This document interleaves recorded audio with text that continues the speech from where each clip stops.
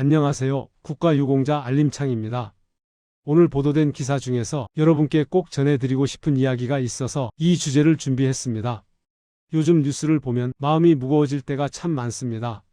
물가 얘기, 경기 얘기, 하루하루 살아가기가 버겁다는 사연들을 자주 접하게 됩니다. 그런데 가끔은요, 아주 조용하지만 오래오래 기억에 남는 이야기가 우리 마음을 잠시 멈춰 세우기도 합니다. 오늘 전해드릴 이야기가 바로 그렇습니다. 거창한 정책이나 제도 이야기가 아니라 우리 동네 어디에나 있을 법한 편의점 한 곳에서 시작된 작은 사례입니다. 1편의점 유리문에 붙은 따뜻한 안내문. 최근에 보도된 기사와 온라인에 공유된 내용을 보니까요. 경기도 수원의 한 편의점 유리문에 특별한 안내문이 하나 붙었다고 합니다. 그 안내문에는 국가유공자분들과 그 가족들을 향한 따뜻한 메시지가 담겨 있었습니다. 대한민국을 지켜낸 당신의 희생을 기억합니다. 국가유공자와 그 가족분들, 편의점에 오시면 필요하신 물품이 있으면 말씀해 주세요. 문장 자체는 그리 길지 않았습니다. 하지만 이것저것 해주겠다는 말보다 먼저 존중을 표현하는 방식이 참 인상적이었습니다. 이 조건보다 먼저 보인 진심 어린 배려. 이 안내문을 보면서 가장 눈에 띄었던 점이 있습니다. 보통은 이런 안내를 할 때 여러 가지 조건이나 제한 사항을 먼저 얘기하기 마련인데요. 몇 명까지 가능한지, 어떤 물품까지 드릴 수 있는지, 증빙 서류는 어떤 게 필요한지 이런 설명들은 전혀 보이지 않았습니다. 대신에 필요하신 물품이 있으면 말씀해 달라는 정말 담담한 표현만 적혀 있었습니다. 이게 뭘 의미하는 걸까요? 무제한으로 뭐든지 드리겠다는 약속이라기보다는 가게에서 할 수 있는 범위 안에서 최선을 다해 도와드리겠다는 그런 진심이 담긴 표현으로 보입니다. 사실 도움을 받는 입장에 계신 분들은 물건 자체보다도 내가 들어가도 될까? 괜히 폐를 끼치는 건 아닐까? 이런 망설임이 더 큰 장벽이 되곤 합니다.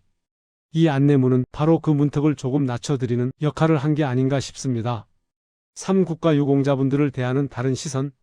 국가유공자에 대한 이야기는 보통 제도나 수당 중심으로 전달될 때가 많습니다. 어떤 혜택이 있고 얼마를 지원받을 수 있고 그런 내용들이 주를 이루죠.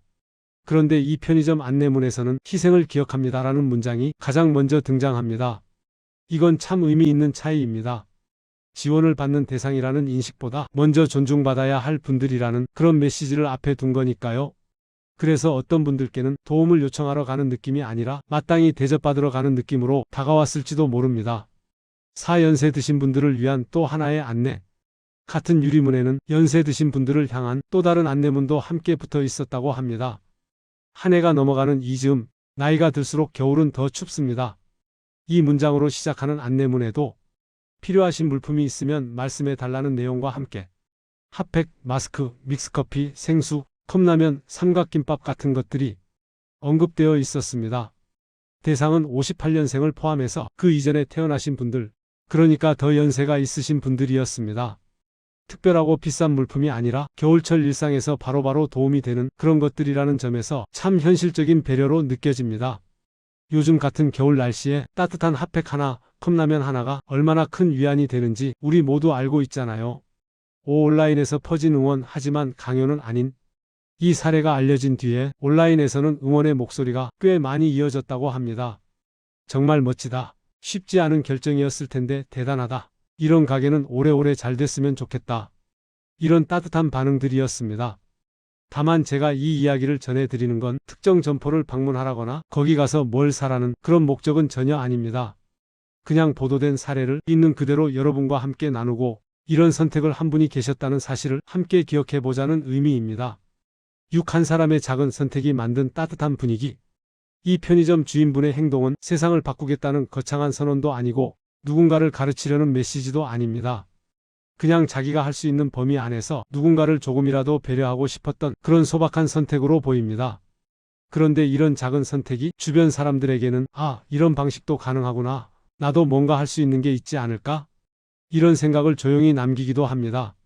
한 사람의 작은 실천이 또 다른 누군가에게 작은 영감이 될 수 있는 거죠. 7. 이 이야기를 기억해도 좋은 이유. 이 이야기는 모두가 똑같은 행동을 해야 한다는 그런 메시지가 절대 아닙니다. 누구나 각자의 형편이 있고 할 수 있는 일도 다르니까요. 다만 이 이야기가 우리에게 잠깐 생각해 볼 기회를 주는 것 같습니다. 국가유공자분들과 연세 드신 어르신들을 우리가 어떤 시선으로 바라볼 것인지, 어떤 마음으로 대할 것인지에 대해서요. 존중을 먼저 표현하는 태도, 필요한 순간에 문턱을 낮춰주는 말 한마디, 괜찮다고 손 내밀어주는 작은 용기.